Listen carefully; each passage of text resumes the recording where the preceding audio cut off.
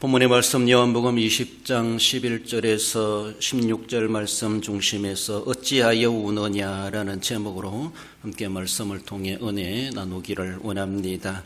오늘은 부활주일입니다. 부활주일은 예수님께서 사망권세에 이기시고 죽음의 자리에 무덤에서 살아나오심을 기념하며 믿으며 감사하며 절기로 지키는 부활주일입니다.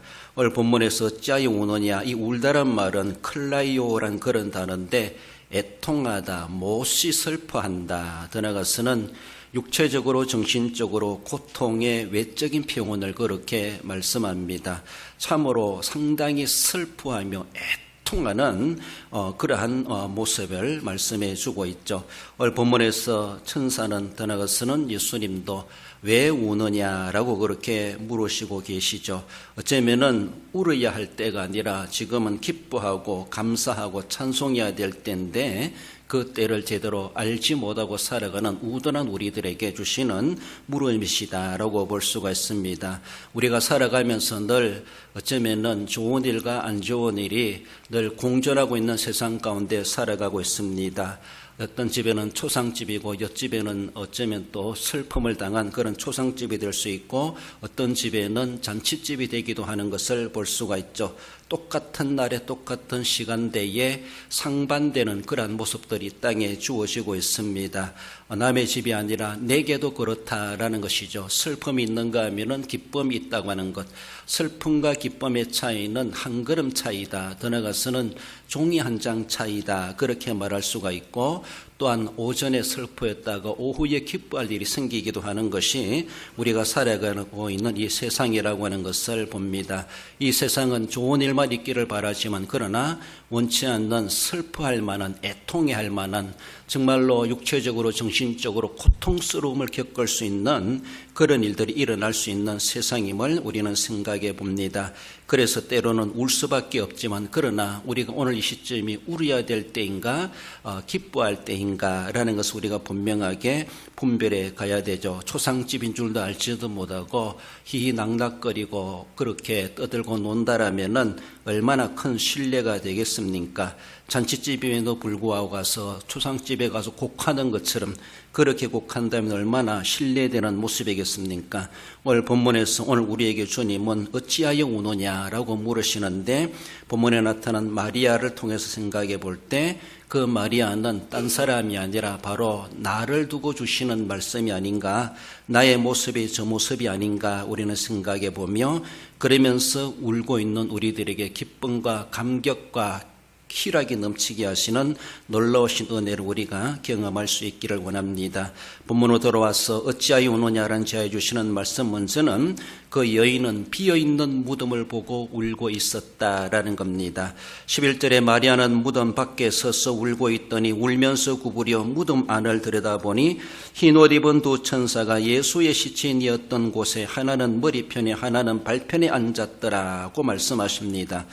무덤을 향하던 여인의 그 걱정이 무엇인가 하면은 마가복음 16장 3절에 보면은 돌문을 누가 열어줄까 이런 걱정을 가지고 여인들이 새벽 미명에 그렇게 무덤을 찾아가고 있습니다. 본문에는 마리아 한 사람의 여인을 보여주고 있지만 다른 복음서에서는 다른 여인들이 있었다라는 것을 말씀해 주고 있죠. 그들이 걱정하면서 무덤을 향하여 갔을 때 그러나 가까이 가보니까 무덤 문은 감사하게도 열려져 있었다라는 겁니다. 그 열려져 있었지만 그러나 그들이 무덤을 찾아가 보았을 때 그 무덤에는 예수님의 시신이 보이지 않았다라는 겁니다. 그 여인들이 잘못된 남의 무덤을 찾아왔을까? 아니라는 것이죠. 마가복음 15장에 보면 그들은 예수님이 십자가에서 내려지고 어느 무덤에 안장되는지를 그들은 눈으로 다 지켜보았고 목격했던 사람들입니다. 그럼에도 불구하고 그들은 정확히 무덤을 찾아왔고 그 무덤을 찾아왔지만 걱정했던 돌문은 열려져 있었지만 그 안에 예수님의 시체가 보이지 않았다라고 말씀해 주고 있습니다.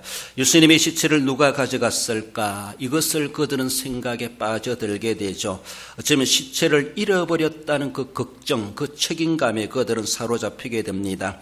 어떻게 되었는지 알 수 없어서 그들은 울고 있었다라는 것을 말씀하죠. 13절에 이르되 사람들이 내 주님을 옮겨다가 어디에 두었는지 내가 알지 못함이니이다.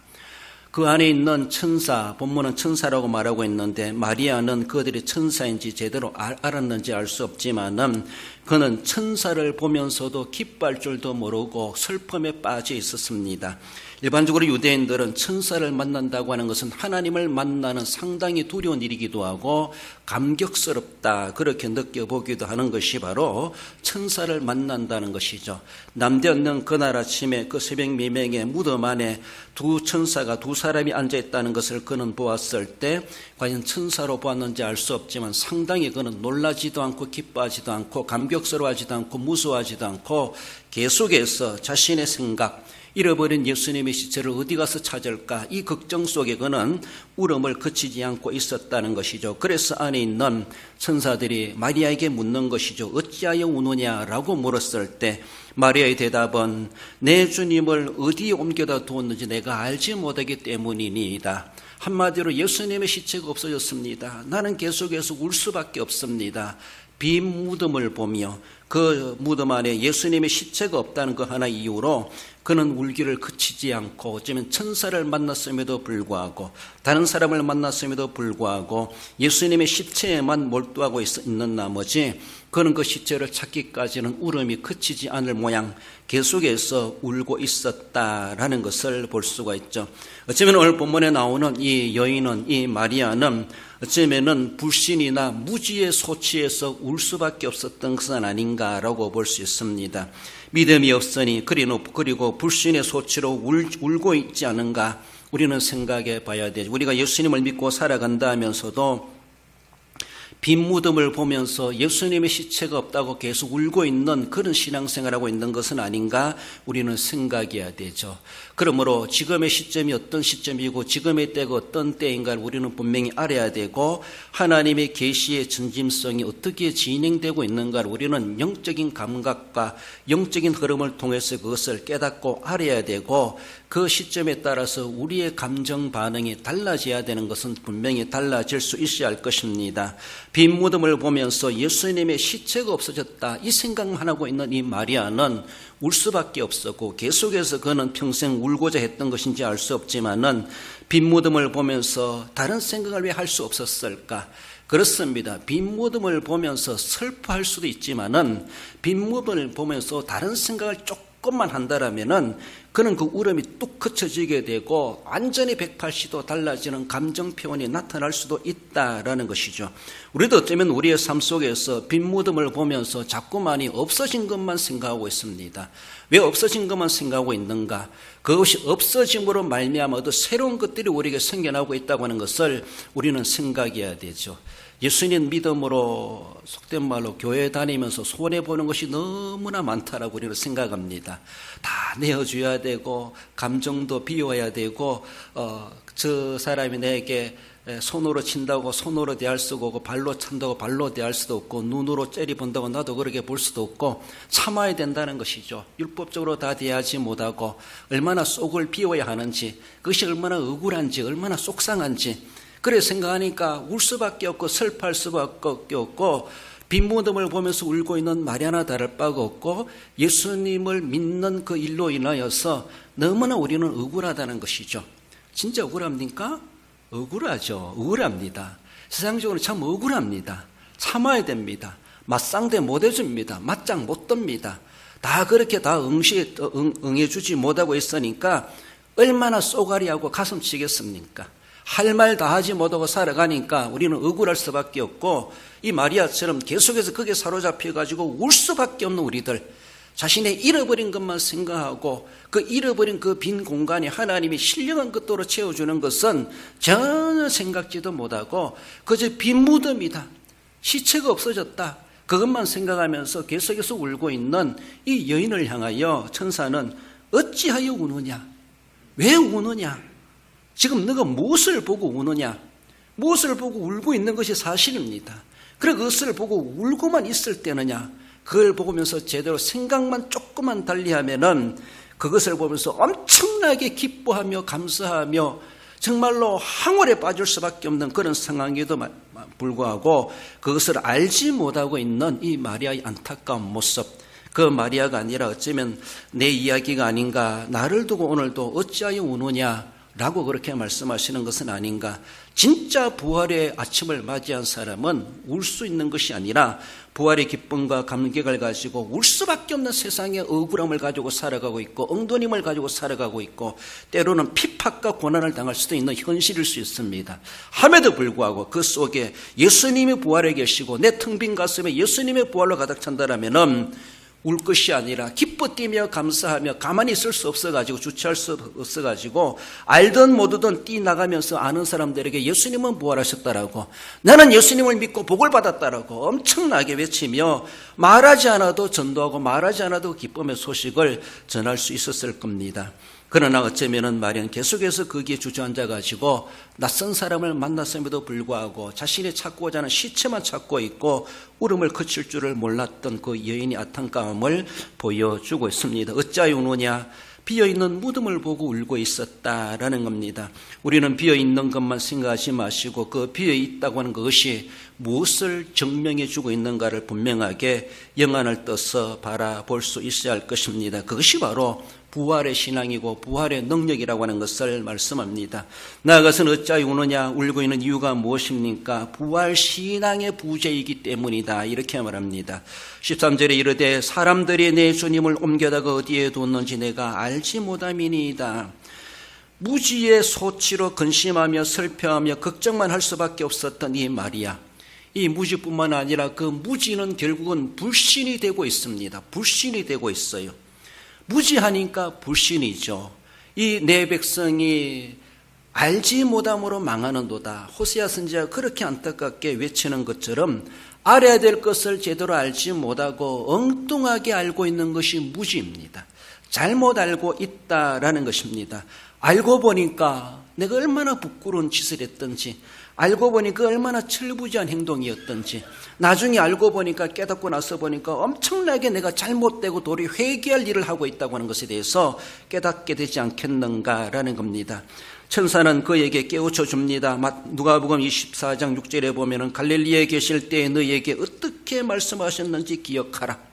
뭔가 기억해야 되는데 기억해내지 못하는 것이 무지입니다. 마가복음 4장 40절에 너희가 어찌 믿음이 없느냐 하시며 예수님이 제자들에게 물으시는 이것은 상황은 다르지만은 호수를 건너가면서 풍랑이 내리칠 때 주무시는 예수님이 깨어나서 가지고 어찌하여 너희들이 믿음이 없느냐, 제자들에게 그 믿음을 찾으십니다. 풍랑 만나고 죽을 판이 되었으니까 어찌할 수 없는 믿음인지 모르지만은 그때만이 아니라 언제든지 주님은 우리에게 너에게 믿음이 어디 있느냐, 이 상황이 그렇다고 해서 너 믿음은 여기서 꼼짝도 못하느냐, 문제가 이렇게 생겼다고 해서 너 믿음은 아무런 힘도 발휘하지 못하느냐, 우리의 믿음은 그런 약한 믿음이 아니라는 것이죠. 풍랑이 인다고 해서 생명이 위협을 당한다고 해서 믿음 잃어버리고 아우성치는 그렇게 할 수밖에 없는 믿음인가? 우리 주님이 우리를 위해서 주신 그 은혜의 믿음은 그런 나약한 믿음이 결코 아니라는 것이죠. 극단적으로 바라볼 때 죽을 판이 눈앞에 놓여진다 할지라도 죽음 앞에서도 우리는 당당하게 죽음 앞에 나아갈 수 있는 그 믿음이 바로 믿음이죠.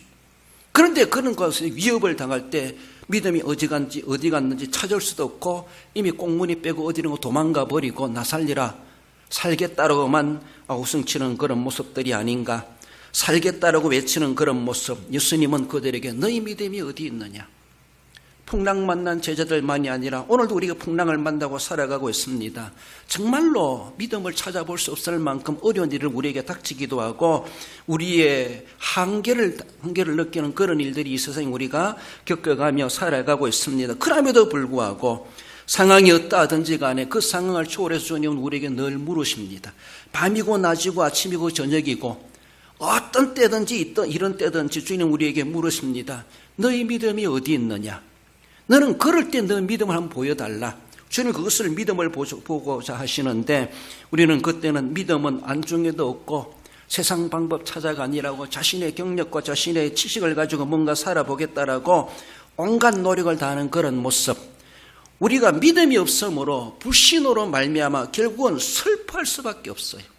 믿음만 가지면 그건 슬픔이 아니라 기쁨의 근거가 되고 기쁨의 비결이 되고 놀라운 정말로 감사하며 하루아침에 초상집이 변하여 잔치집이 될 그런 상황임에도 불구하고 부활이 일어났음에도 불구하고 부활을 못 믿으니까 계속해서 초상집이 연장되고 있는 이 여인의 모습, 우리의 모습이 아닌가라는 것입니다.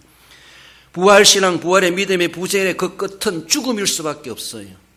부활의 믿음이 없는 곳은 죽음으로 끝납니다. 그리고 부활의 신앙이라고 하는 것은 죽음도 능가합니다.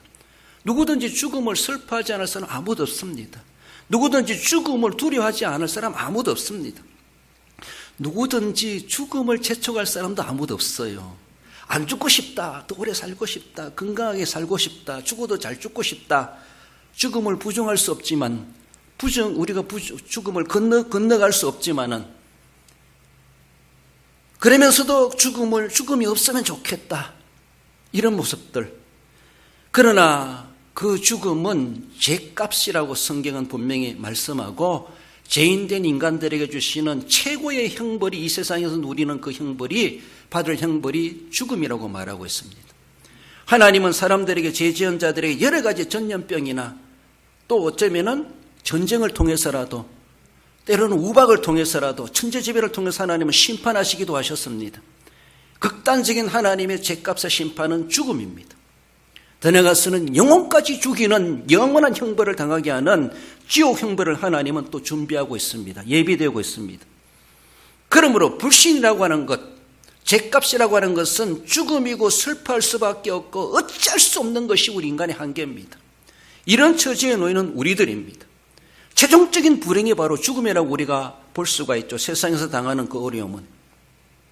세상의 모든 사람의 죄를 범하였음에 모든 사람이 죄인이고 그 죄값으로 정령 죽으리라 하나님은 분명히 선언하셨고 모든 사람은 죽음을 피할 수가 없고 죽음을 두려워할 수밖에 없고 죽음 앞에 모두가 다 벌벌 떨며 이웃이 죽었을 때 가족이 죽었을 때 애통하며 슬퍼할 수밖에 없는 것이 우리의 모습입니다. 어찌할 수 없습니다. 죽을 수밖에 없지만 그런 하나님께서 우리는 죽음으로 내몰고 가지 아니하시고 죽음은 부활을 낳는 과정이라고 하는 것을 분명히 주님은 우리에게 말씀하십니다. 함에도 불구하고 많은 사람들이 죽음으로 끝난다. 죽음은 모든 것이 끝이다. 이렇게 생각하니까 부활의 믿음을 갖지도 못하고 계속해서 부활 신앙의 부재는 죽음일 수밖에 없고 죽음의 슬픔 속에 빠질 수밖에 없고 아무런 해결도 안 되는 것입니다. 우리가 말하는 것처럼 고백하는 것처럼 울어도 못하네. 울어도 못합니다. 울어도 안 됩니다. 울어도 해결할 수 없습니다. 함에도 불구하고 계속해서 울고 있는 우리의 삶이 아닌가. 왜? 부활의 믿음이 없기 때문에. 부활의 믿음이 없으면 죽음밖에 없습니다. 죽음으로 종지부가 되는 겁니다. 죽음이 영원히 우리에게 존재할 수밖에 없는 것이죠. 우리 하나님께서는 우리에게 죽음만이 주신 것이 아니라 바로 부활의 길이 있다. 부활이 있다. 이것을 분명하게 우리에게 말씀해 주시고 예수님도 제자들에게 누누이 종종 그것을 말씀하셨음에도 불구하고 오늘 본문에 나타난 이 마리아인들 그 진리의 말씀, 그 엄청난 말씀을 못 들었겠습니까? 알지 못했겠습니까? 오늘 본문에서 갈릴리에 계실 때 너희에게 어떻게 말씀하셨는지 기억하라. 분명히 말씀하셨다는 겁니다. 마리아야, 너도 듣지 않았느냐? 왜 기억하지 못하느냐? 그 말씀을 왜 믿음으로 받아들이지 못했느냐? 그걸 마음에 품고 있지 못했느냐? 그 부활의 믿음이 이때 너가 나타내야 될 때가 아니냐? 그 시점이 되었음에도 불구하고 나타내야 될 믿음의 능력을 나타내지 못하고 있는 것. 쉬운 말로 그때 우리가 믿음의 카드를 내밀고 믿음을 써먹어야 되는데 그때 믿음의 히든 카드를 내밀어야 되는데 부활의 믿음을 계속 숨겨두고 있고 부활의 믿음이 있는지 없는지 부활을 아는지 모르는지 전혀 안 들은 사람처럼 못 들은 사람처럼 계속해서 불신 가운데 놓이는 그 마리아의 안타까운 모습을 깨우쳐주고 있지 않습니까? 기록된 말씀을 보면서도 선포되는 설교를 들으면서도 저는 예수님이니까 하신 말씀이고 목사님이니까 저는 설교하지 나와는 아무런 관계도 없다. 목사님도 내 형편 당해보세요. 예수님도 내 사정 한번 만나보세요. 뭐 이렇게 할 겁니까? 예수님의 사정과 형편이 어떠 하든지 누가 그걸 당해보고 하든지 아니면 말든지 내 사정이 어떠 하든지 죽음보다 절박한 상황이 어디 있겠습니까? 오늘도 숨쉬고 있다는 아직 죽지 않았다는 것인데, 그러나 죽음을 두고 주님은 부활을 이야기하고 있습니다. 죽음을 두고 죽음을 능가하는 부활을 주님이 갈릴리에 계실 때 말씀하셨습니다. 그 믿음이 없어요. 죽음을 주님도 말씀하셨습니다. 죽음은 그렇게 슬픈 일이다. 울 수밖에 없다. 그러나 갈릴리에 계실 때에 죽음만이 말씀하신 것이 아니라 내가 그렇게 죽을 것이다. 그러나 나는 성경대로 살아날 것이다. 분명히 말씀하셨습니다. 말씀하셨음에도 불구하고 그거는 이해를 못했어요.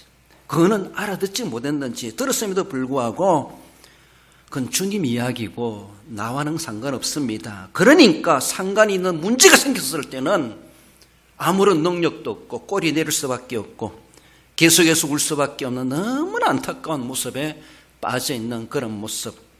우리가 부활주의를 지내면서도 부활주의를 지내고 나서도 계속해서 부활이 없는 삶을 살아가고 불신의 삶을 살아가고 계속해서 불평불만하고 계속해서 텅 빈 무덤만 바라보고 시체가 어디 갔느냐고 찾는 것처럼 계속해서 부활의 신앙이 없다 보니까 울 수밖에 없는 슬퍼하며 비관하며 살아가는 우리의 모습이 되는 것은 결코 주님이 원하시는 것이 아니라는 겁니다. 그때 주님이 또 우리에게 어찌하여 우느냐, 우리는 그 음성을 새겨 들을 수 있어야 할 것입니다. 9절에 그들은 성경에 그가 죽은 자 가운데서 다시 살아나야 하리라 하신 말씀을 아직 알지 못하더라.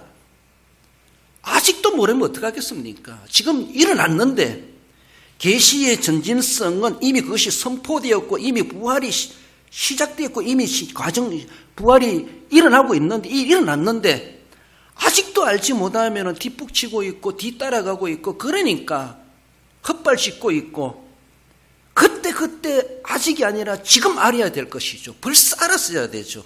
벌써 일어났는데 우리는 자꾸만이 내 일상적인 육신의 삶보다 믿음이 저만치 후퇴되어 있어요. 후져 있어요. 지금 그 믿음을 써먹어야 되지. 그 믿음을 앞세워야 되죠. 내 앞에. 그 믿음이 내 길잡이가 돼야 되죠. 내 앞에, 내 발에, 내 길에 등불이 되고 빛이 돼야 되는데 그 불빛이 뒤에 따라오는 것처럼 그러니까 내 불신이 앞서가고 믿음은 저 뒤에 따라오고 아직 알지 못하더라. 언제 알 겁니까? 죽어 보니까 알더라. 늦었습니다. 이 세상에서 우리가 알아야 돼. 알아야 돼요. 무지함이 불신이었습니다. 그 불신이 나를 울 수밖에 없었고 내 믿음이 어디 있느냐? 책망받을 수밖에 없는 그렇습니다. 죽음도 부활도 알아야 됩니다. 죽음도 알고 부활도 알아야 되고 그리고 우리 믿음은 우리의 신앙은 죽음과 부활은 종이 한 장 차이다. 한 걸음 차이다. 요래 보면 죽을 수밖에 없고 슬퍼할 수밖에 없지만 똑같은 자리에 서가지고 각도만 조금만 돌리면은 기뻐하고 감사하고 흥분하고 광채가 나는 우리 눈의 모든 슬픔과 애통을 다 없이해 주시겠다. 계시록에 주신 말씀처럼 이미 천국의 맛을 볼 수가 있음에도 불구하고 한 자리에 서가지고 왼쪽만 보고 있어요. 오른쪽을 보면은 놀라운 반전의 역사가 있음에도 불구하고 그러니까 죽음과 부활은 한 걸음 차이가 아니라 어쩌면은 종이 한 장 차이다. 각도 1각도 차이다. 이렇게도 볼 수가 있어요. 우리 오늘 서 있는 이 자리가 죽음의 자리가 될 수가 있고 부활의 자리도 될 수 있다는 것이죠. 우리는 천국 가서 하늘의 영광을 맛보는 것이 아니라 이 세상에서도 영생을 맛보며 살아가는 것이 부활의 신앙의 사람이라고 하는 것을 말씀하십니다. 그것을 깨우쳐주고 있는 소리가 어찌하여 우느냐. 너는 부활의 믿음을 가지라.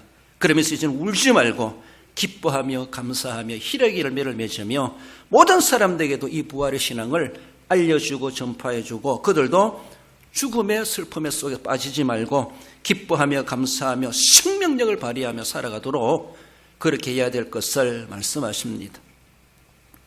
나가서 어찌하여 우느냐라고 하는 것은 주님을 만나지 못한 자들의 모습임을 보여주고 있습니다.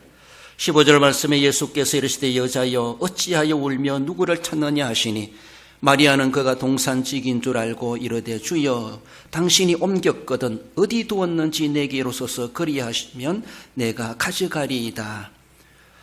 예수님이 문득 나타나가지고 마리아를 만나 주셨습니다.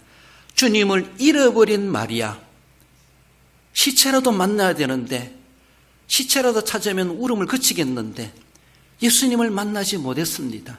그는 살아있는 예수님 만나기를 소망한 것보다도 죽은 예수, 죽은 시체라도 만난다면 그는 안 울겠다는 것이죠. 거기에 나타난 예수님은 죽은 예수로 나타난 것이 아니라 부활의 예수님으로 나타나셨습니다. 함에도 불구하고 마리아의 영안은 아직도 떠있지 못해가지고 동산직인 줄 알고 지나가는 사람인 줄 알고 낯선 사람인 줄 알고 다른 사람인 줄 알고 알아보지 못하는 그런 모습. 왜 그렇습니까? 그는 예수님의 시체를 지켜내지 못했다는, 물론 자기 책임도 아님에도 불구하고 죄책감에 빠져 있습니다. 상당히 실망감에 빠져 있어요. 그 죽음에 엄습해 있을 뿐만 아니라 죽음으로 슬퍼하고 있는데 그 죽음에 예수님의 시체마저도 잃어버렸다는 이것 속에서 얼마나 책임감을 느끼고 죄책감을 가지는지 몰라요. 참 이건 이 모습에서 한편에서는 마리아에게 참 칭찬할 모습입니다. 자기에게 무슨 책임이 있겠어요? 시체 잃어버렸다, 없어졌다고 해서 자기가 경비 쓴 것도 아니고 자기가 잃어버린 것도 아닌데 자기가 잃어버린 것처럼 책임감을 느끼는 거예요. 자기 스스로 죄책감을 갖는 거예요. 얼마나 책임감에 가졌으면, 얼마나 예수님에 대해서 그런 애정이 깊었으면은 나와 상관없는 일임에도 불구하고 자기가 책임감을 느끼는 거예요. 교회에서 어떤 일이 일어났을 때 어떤 사람은 어떡하지? 걱정하는 사람이 있는가 하면은 그거 뭐 나와 아무 상관없어. 전혀 간것 없이 남의 일 이야기하는 것처럼 생각하는 분들도 있어요. 남의 일이라도 내가 좀 더 도와줬어야 되는데, 내가 지켜줬어야 되는데, 내가 먼저 했으면 안 그랬을 텐데, 막 그런 책임감, 직접적인 책임이 없고 간접적이라도 아무 상관없다 할지라도 내가 이웃으로서 함께 살아가는 공동체 회원으로서 책임감을 느낄 줄 아는 건 지극히 필요합니다. 그런데 난 아무런 관계는 없어 이러니까 얼마나 떳떳한지 몰라요. 우리 같은 교회 안에 일어난 일이고 같은 동네에 일어난 일임에도 불구하고 책임감을 못 느끼는 사람이 있어요. 책임감을 가지고 죄책감 가지라는 것이 아니라 난 이웃으로 뭐 했는가, 난 동시대에 살아가면서 난 뭐 했는가를 생각해야 되죠. 저 사람이 예수님 안 믿고 지옥 가면은 그 핏값을 주님은 우리에게 찾으시겠대요. 뭔데 우리가 뭔데? 같이 살아간 동시대 사람으로서 책임을 지라는 것이죠. 너는 그 사람이 왜 전도 안 했냐? 주님 그렇게 물으신대요. 우리가 무슨 책임이 있나요? 동시대 살아갔다는 것이 책임이라. 동시대 살아갔다는 사람이. 더 나아가서는 계속 오고 가고 주고받고 보면서도 전도 안 했다는 것이 책임이라. 그 사람 누군지도 알지도 못할 수 있어요. 함에도 불구하고 주님은 그 핏값을 우리에게 찾으시겠대요. 책임이 없는 게 아니에요. 주님 앞에 가면은. 마리아는 그걸 알았는 것 같아요. 자기가 경비에 서다가 예수님의 시신을 잃어버린 것도 아니라 아님에도 불구하고 자기가 잃어버린 것처럼 그렇게 책임감을 느끼는 것은 그 한편에서는 참 칭찬할 만하다. 저런 것까지도 책임감을 느낄 줄 아는가? 거기에 대해서 죄책감을 빠져 있는 그런 모습. 그런데 그것이 너무나 부정적으로 바라보고 한편만 생각하다 보니까 실제로 보지 못하는 자기 도취에 빠져 있는 마리아의 그 모습을 우리는 생각해 봐야 돼요. 이런 자기 도취에 빠진 사람은요, 사실을 이야기해줘도 사실대로 안 믿어요. 자기의 선입견, 자신의 고정관념 그대로 해석해버려요. 사실을 이야기해줘도. 진리를 이야기해줘도 그건 성경에 기록된 이야기고 내 사정은 그렇지 않아. 이렇게 해석해버려서 사실을 사실대로 안 믿고 진리를 진리대로 안 믿어요. 다 깎아내버려요. 자기의 선입견으로, 자신의 고정관념으로, 자신의 지식으로. 이게 자기중심적이라는 거예요. 자기중심적. 거기에서 탈피할 줄 알아야 되는데, 그 자기 감정에서 탈출할 줄 알아야 되는데, 그 우물한 깨구리, 거기에 한 잔 딱 빠져가지고 어떤 어떤 외부에서 사실을 이야기해줘도, 어떤 신비로운 이야기를 해줘도, 진짜 진리를 이야기해줘도 그 우물 안에서만 이렇게 저렇게 계산해보고 그건 아니다라고 생각해. 그래서 그건 절대로 아니고 절대 일어날 수 없는 일이야. 안 믿어버려. 자기 도취에 빠져가지고 자기 중심 사고, 이기적이라 그러죠. 이기적. 자기 생각이 다 옳다는 거예요. 고집이에요. 자기 주장이에요. 자기 주관이에요. 자기 개념이에요. 자기 의식이에요. 자기 고정관념, 자기 선입견, 이런 것들이 진리로 이야기해줘도 왜곡시켜버려. 사실을 사실대로 이야기해줘도 안 믿어. 증거를 보여줘도 못 봐, 몰라. 아니라고 부정해버려. 오늘 본문에 예수님이 나타나셔서 마리아에게, 예수님도 좀 처음부터 마리아야 이렇게 불렀으면 좋았는데 여인아 이렇게 부르셨어요. 참 예수님도 루머가 있어요. 참 예수님도 멋있어요. 일부러 그러신지 몰라. 처음부터 마리아야 이렇게 부르셨으면은 마리아가 첫 번째 알아보지 않았겠나 싶은데 예수님도 참 여자여 이렇게 불러요. 일부러 떠보셨는지 모르지만은. 근데 이 마리아가 목소리는 뭔가 많이 들어본 소리 같은데 여자여 부르니까 그런지 몰라봤는 것 같아요. 예수님이 탈을 쓰고 오셔서 우리를 불러도 예수님인 줄 느낄 줄 알아야 돼요. 영적 감각은. 그렇잖아요? 그 향기만 맡아봐도, 냄새만 맡아봐도 예수님인 줄 알아야 되지. 목소리만 들어봐도 예수님인 줄 알아야 되지. 얼굴 모습이 달라졌다고 해서 가면 쓰고 마스크 쓰고 갔다고 몰라본다면은 우리는 그만큼 자기의 고정관념에 빠져 있는 사람들이. 그 눈으로만 보니까 그거밖에 안 보이는 거예요. 요거밖에 못 보는 것이. 내 생각대로만 예수님을 머릿속에 그리니까 예수님이 아니라고 보는 거예요. 주님을 만났음에도 불구하고 예수님 아니라고 부정해 버리는 거예요. 알아보지 못하는 너무나 안타까운 그런 모습. 자기 중심 사고에 빠져 있어가지고 팔다리 다 떼내고 자기가 원하는 것만 쏙 받아 먹는, 설교를 들어도 성경을 읽어도 자기 주관대로, 자기 고집대로, 자기 생각대로만 그렇게 받아들이고 듣기 싫은 소리는 안 듣는다는 거죠. 물론 듣기 싫은 건 누가 듣겠습니까? 그럼 우리 주님은 우리에게 구원의 소식만 주시는 것이 아니라 책망도 경고도 심판도 말씀하십니다. 천국 이야기만 말씀하시는 것이 아니라 지옥의 저주의 이야기도 말씀하십니다. 그렇습니다. 우리는 둘 다 새겨 들을 수 있어야 돼요. 좋은 일 말씀도 듣고 복음도 듣고 안 좋은 말씀도 들으면서 난 어떻게 해야 될 것인가 분명히 우리는 알아야 될 것이죠. 성경의 진리에 선포되는 설교, 전파되는 복음을 자기 중심적으로 듣는다면은 진리가 진리대로 살지 못합니다. 말씀이 말씀대로 그 속에다 새겨들지 못하고 뿌려내리지 못할 겁니다. 그것이 불행의 시작이고 그것이 불신의 시작이고 결국은 우리는 부활 없는 삶을 살아가 버리고 그렇다는 것이죠. 그러니까 기 있는 자는 성령의 교회들에게 하시는 말씀을 들을지어다. 주님, 내가 들을 길을 주시옵소서. 볼 수 있는 눈을 열어주시옵소서. 깨달을 수 있는 마음을 주시옵소서. 느낄 수 있는 감각을 주시옵소서. 영적 감각이 둔해지지 말게 하시옵소서. 영적 환경이 내게 어려워지지 말게 해주시옵소서. 오염되지 말게 해주시옵소서. 우리는 기도해야 돼요. 늘 우리의 신앙의 삶에 대해서 우리 환경에 좌우되는 인생이다 보니까 환경이 달라지면은 우리의 생각도 달라지고 힘도 약해질 수 있어요. 그러니까 그 환경이 어려워지지 않도록 영적 감각을 위해서, 영적 환경을 위해서 늘 우리는 기도할 수 있어야 돼요. 육체가 연로해지고 쎄해져 갈수록 점점 우리는 모든 것이 귀찮아질 수가 있어요. 영적인 것도 귀찮아져요. 교회에 올라가는 것도 귀찮아질 수 있어요. 예배하는 것도, 더 나아가서는 신방 오는 것도 귀찮아질 수 있어요. 구역 예배도 안 드리려고 그래요. 대신방도 안 받으려고 그래요. 그런 사람이 무슨 가정에서 예배 드리고 가정에서 기도하겠습니까? 귀찮아요. 뭐든 귀찮아요만. 몸이 불편하다 보니까, 어렵다 보니까 모든 것이 귀찮아. 영적 감각도 영적 환경도 자기 스스로 다 걷어차버리고 다 걷어내버려요. 그러니까 그 자리에 들어오는 것은 마귀 존리라는 것이죠. 마귀가 와서 자리 잡을 수밖에 없죠. 얼마나 안타까운지 몰라요.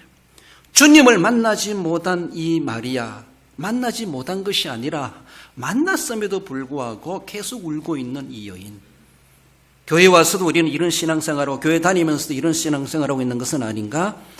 부활의 믿음은 그렇지 않습니다. 부활의 능력은 그렇지 않습니다. 사실 우리는 현실에 좌지우지되던 인간이다 보니까 오늘 이 현실이 어둡고 힘들면은 원망할 수밖에 없는 것이 인간이에요. 어쩔 수 없어요. 그러면서도 주님 앞에 와서 하나님 또 내가 감사하지 못하고 불신하며 원망하며 살아왔습니다. 용서해 주시옵소서. 또 기도합니다. 회개할 수밖에 없죠. 그러면서 하나님 내가 그 환경도 내가 극복해내고 믿음으로 나아가게 해 주시옵소서. 늘 우리는 간구해야 되죠. 늘 성령의 도우심을 받아야 되죠. 그렇습니다. 앞에 서 계신 분이 자기가 찾는 예수님인 줄도 몰라본 이 여인의 안타까운 모습. 그래서 저는 말씀을 준비하면 발람 선지자가 생각난다. 민수기 22장 34절 발람이 여호와의 사자에게 말하되 내가 범죄하였나이다. 당신이 나를 막으려고 길에 서신 줄을 내가 알지 못하였나이다. 자기가 타고 가는 짐승도 알아봤는데 나기 맛도 못한 선지자라고 하는 발람의 눈. 얼마나 안타까운 모습인지. 미물의 짐승도 알아보고 주님을 찬송하는데 믿고 감사하는데 그렇다고 말하는데 자기가 부리는 짐승 맛도 못한 발람 선지자처럼 그러면서 내가 선지자니라고 하며 그렇게 초대받는 것, 그렇게 강사로 쫓아다니는 것, 그런 유명세를 타는 것처럼 우리는 그런 모양에 만족하며 살아가고 있는 것은 아닌가. 주님을 제대로 못 만났으니까 죽은 예수만 찾고 있고 슬퍼할 수밖에 없고 오늘도 살아계신 우리 주님이 이곳에 계시고 우리의 가정에 계시고 내 마음속에 계시고 우리의 삶의 환경에 늘 무소부지하게 계시는에도 불구하고 그분을 내 눈으로 보지 못하고 있으니까 내 감각으로 느끼지 못하고 있으니까 내 손으로 감촉을 느끼지 못하고 있으니까 계속해서 울 수밖에 없는 안타까운 그런 모습이 아닌가라는 겁니다. 우리의 그 고집과 잘못된 자기 사고가 결국은 나를 슬프게 만들고 나를 절망하게 만들고 나를 패망하게 만듭니다. 무지가 불신이 부활이 없는 삶을 살아가는 사람은 그 끝이 그럴 수밖에 없다라고 하는 것을 말씀하시죠. 그래서 우리가 저거나마 발람 선지자처럼 주님 내가 범죄하였나이다. 내가 주님을 알아뵙지 못했습니다. 서신 줄을 내가 알지 못하였나이다. 저거나마 이렇게라도 회개하며 마리아가 나중에 마리아야 예수님 불렀을 때 그제서야라도 예수님을 만나보고 알았고 기뻐하며 뛰며 무덤이고 뭐고 제쳐두고 되돌아가서 제자들에게 예수님의 부활을 알렸던 것처럼 이제는 우는 삶이 아니라 기뻐하며 감사하며 살아가는 우리의 삶이 되어야 할 것입니다. 말씀을 맺습니다. 우리 성도 여러분, 무덤에서 살아나오신 주님으로 인해서 우리는 기뻐하며 감사하며 울 수밖에 없는 현실이지만은 주님의 부활을 생각하는 나머지 그래도 슬픔을 이겨내십시다. 부활신앙으로 부활의 생명력을 우리는 발휘해 가십시다. 계속해서 기죽어 숨어 사는 삶이 아니라 내 믿음을 숨겨가며 살아가는 그렇게 부끄러운 믿음 생활하는 것이 아니라 당당하게 동남풍아 불어라. 어떤 환난이 다가온다 할지라도 난 예수님을 믿는 사람입니다. 나는 예수님의 부활을 믿는 사람입니다. 누가 뭐란다 할지라도 생명력을 발휘하면서 우리는 살아갈 수 있어야 됩니다. 부활의 주님을 만남으로 성령이 충만해야 됩니다. 부활의 주님을 만난 모든 성도들은 제대로 그들은 성령을 받았고 초대교회를 이루는 믿음의 사람들이 되었다는 것을 기억하며 부활의 신앙 다음에 우리에게 주시는 것은 평강이요 성령의 충만이라는 것을 기억하십시다. 부활의 승리로 기뻐하면서 늘 어려운 가운데서도 늘 하나님을 찬송하며 할렐루야 아멘을 외치며 승리 생활에 가시는 우리 모든 성도 여러분들 되시기를 주님의 이름으로 축원드립니다.